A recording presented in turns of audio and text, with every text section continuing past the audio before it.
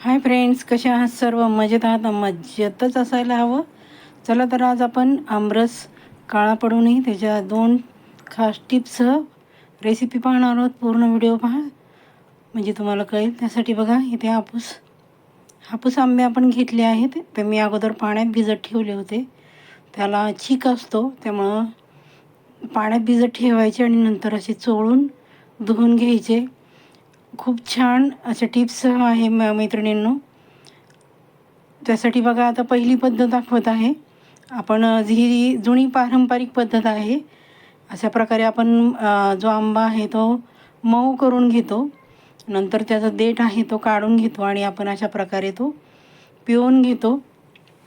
ही जुनी पारंपरिक पद्धत आहे आणि महत्त्वाची मी तुम्हाला टिप्स सांगते बघा. आंब्याचा रस करताना दुसरं कुठलंही भांडं घेऊ नका. शक्यतो प्लॅस्टिकचं भांडं किंवा काचेचं भांडं घ्या, म्हणजे तुमचा रस आहे तो अजिबात काळा पडणार नाही. अशा प्रकारे बघा, आपण आंबा मऊ करून घेतला आणि अशा प्रकारे आपण ही एक पद्धत झाली. ही जुनी पारंपरिक पद्धत आहे. अशा प्रकारे जुनी लोक रस करत होते आंब्याचा.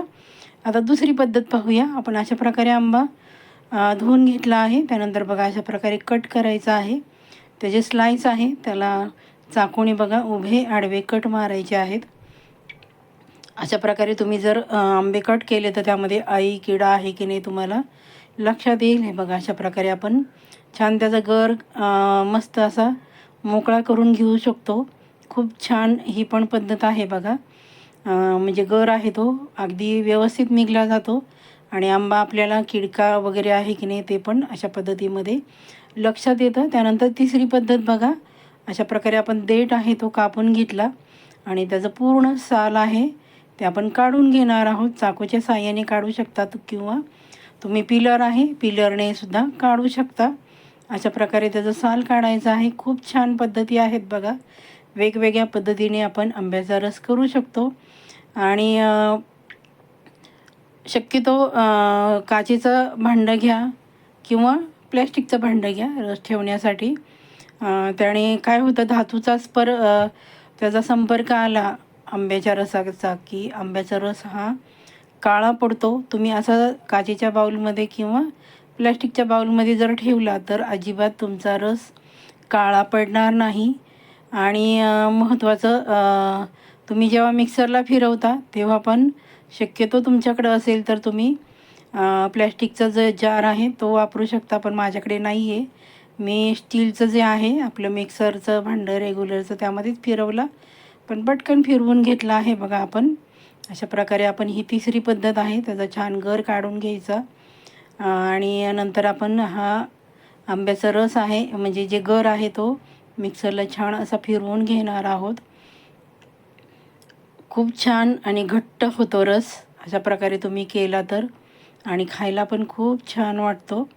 त्यानंतर बघा, आपण मिक्सरच्या जारमध्ये जे आपण पीसेस केले आहे ते काढून घेणार आहोत. त्यासाठी मी सुरुवातीला काळं मीठ घेतलं आहे, वेलची पावडर घातली आणि सुंठ पावडर घातली आहे बघा. त्याने खूप छान चव येते. नंतर आपण जो गर काढून घेतला तो आपण भांड्यामध्ये ट्रान्सफर करून घेणार आहोत आणि छान असं आपण त्याला मिक्सरमध्ये बारीक आपण पेस्ट करून घेणार आहोत. म्हणजे रस आहे तो अजिबात